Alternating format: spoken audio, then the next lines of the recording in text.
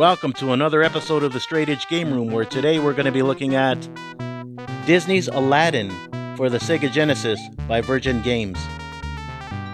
You know, I found this in a milk crate at Zia Records. The sticker's starting to peel off. Let's rub it, see if a genie comes out. Well, I didn't get a genie, but here's Disney's Aladdin on the Sega Genesis nonetheless.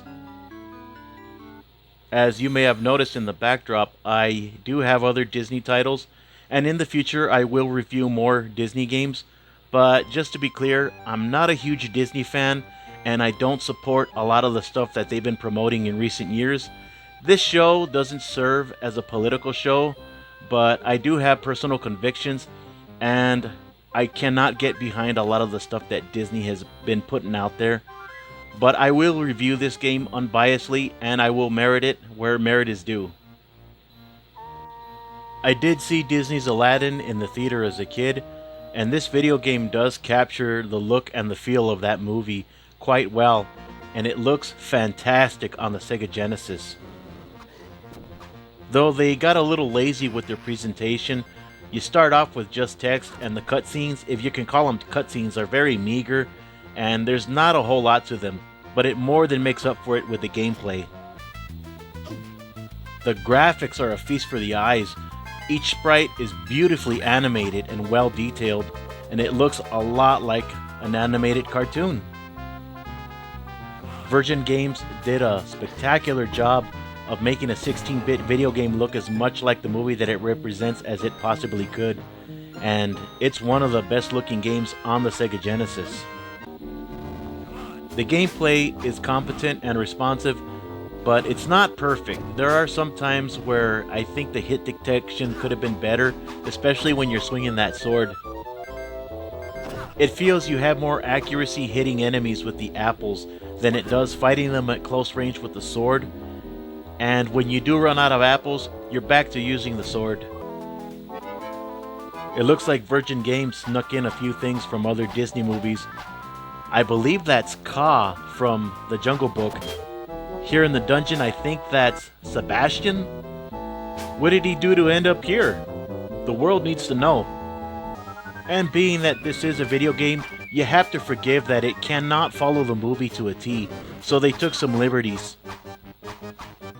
For example, you have to fight this guy who looks like a villain from a really old Mexican movie. The game is not only pretty to look at, it has a pretty decent soundtrack, although I think it could have been better. The Sega Genesis has 2 sound chips, and it doesn't sound like they took full advantage of that, and some of the voiceovers are kind of muffled, but that's what you gotta come to expect with the Sega Genesis. It probably would have sounded better on the SNES, but for what it is, it does hold up pretty well on the Sega Genesis. There is a lot of in-between level text, and these are not anything special. Once in a while they will have some pieces of animation that will catch your eye, but they're not much in the way of cutscenes. You might want to just skip over these. This game does pose quite a bit of challenge, but it's not impossible. Whenever you meet the merchant, be sure to buy some lives and some wishes. Those will be your continues, I think. If I get anything wrong in my reviews, please let me know in the comments.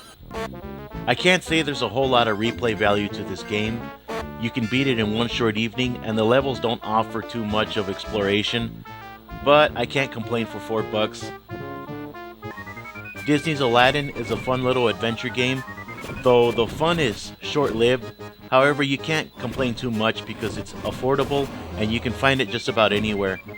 So if you run across it in the wild, I do recommend picking it up. Thanks for joining me on a whole new world of adventure on the Straight Edge Game Room. If you have any suggestions for what other games or game accessories you want me to review, please leave your comments down below, and I'll see you again next time. I don't have a magic lamp, but I wonder if this thing grants wishes.